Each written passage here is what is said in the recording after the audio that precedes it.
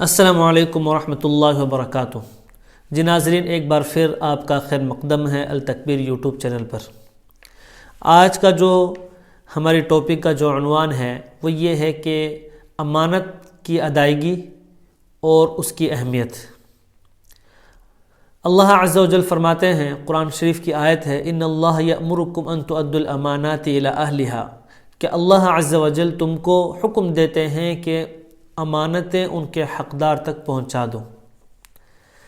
امانت ایک ایسی چیز ہے کہ جس کی ادائیگی بہت زیادہ ضروری ہے۔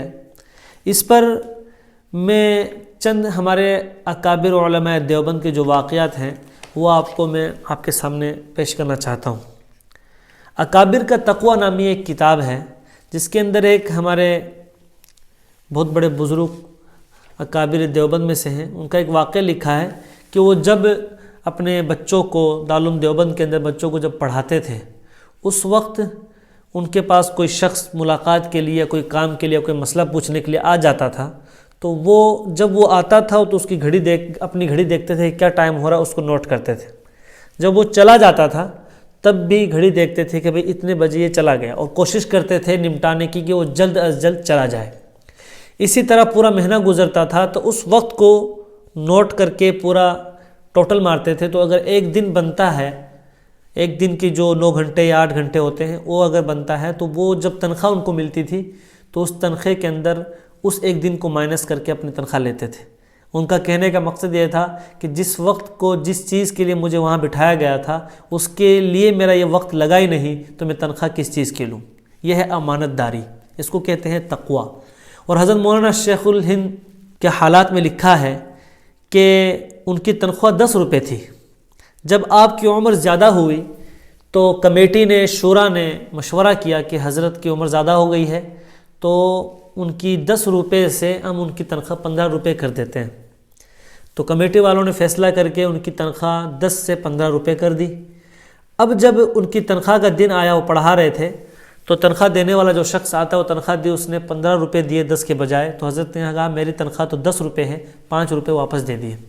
لیکن اس نے کہا کہ حضرت آپ کی تنخواہ شورا کے ذریعے، کمیٹی کے ذریعے بڑھا دی گئی ہے، تو آپ کی تنخواہ جو ہے وہ 10 کے بجائے 15 ہو چکی ہے، یہ 5 روپے آپ رکھیں۔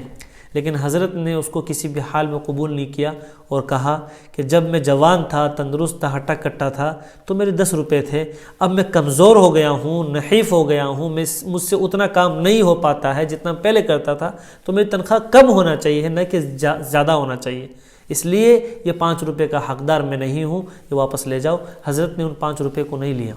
یہ تھا حضرت کا تقوی، یہ تھی امانت کی ادائیگی۔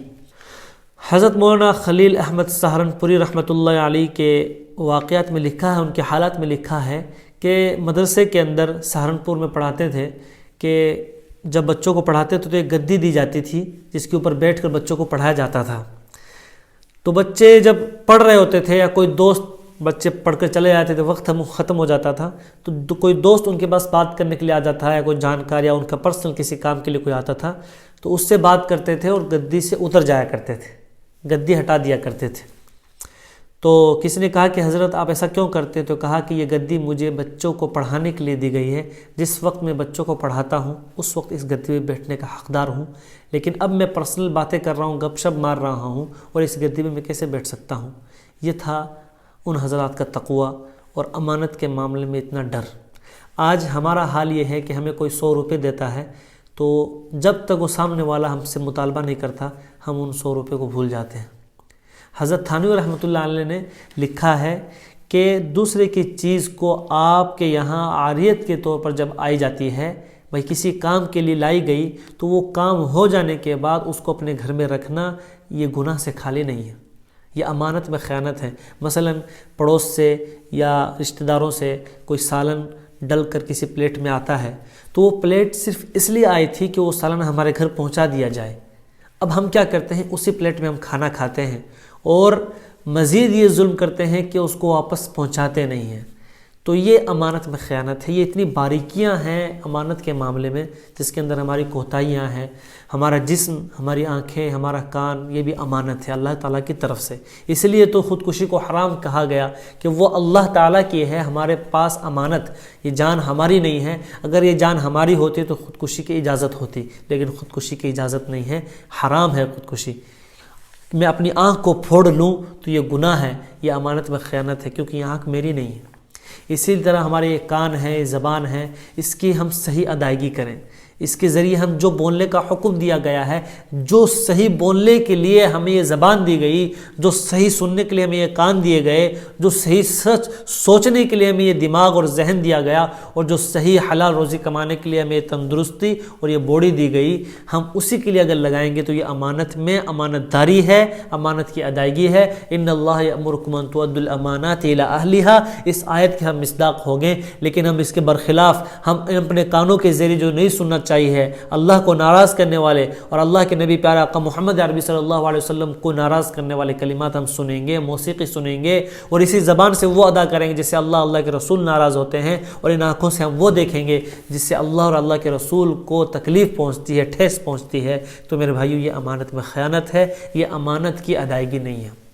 ہم ہر چیز ہمارے پاس اللہ کی امانت ہے، دولت اللہ کی امانت ہے، اس کو اللہ کے راستے میں صدقہ اور خیرات میں ہم لگائیں۔ اس سے ہٹ کر عیش اور عشرت اور عیاشی کریں گے تو یہ بھی امانت میں خیانت ہے۔ تو میں سمجھتا ہوں کہ امانت کا جو مفہوم ہے وہ سمجھ آ گیا ہوگا، اور یہاں تک ہے کہ ہمیں کسی نے کسی کام پر مامور کیا ہے اور اس کو ہمیں وہ پیسے دے رہا ہے، تو ہم اس کو اسی وقت میں اس کو کام کو پورا کریں، اس کے علاوہ کوئی کام ہم نہ کریں، تو یہ امانت داری ہے۔ امانت میں خیانت اس وقت ہوگی جب اس کے وقت میں ہم کوئی اور کام کریں گے۔ تو بھائیو کہ امانت کا جو معاملہ بڑا نازک ہے، امانت دار بنے، امین بنے۔ پیارے آقا محمد عربی صلی اللہ علیہ وسلم کا لقب تھا کہ وہ امین تھے۔ اسلام سے پہلے، اسلام نبوت سے پہلے بھی ان کا لقب تھا کہ وہ امین ہیں، صادق ہیں۔ تو انشاءاللہ پھر ملتے ہیں اگلے کسی ویڈیو میں، پروگرام میں انشاءاللہ۔ السلام علیکم ورحمۃ اللہ وبرکاتہ۔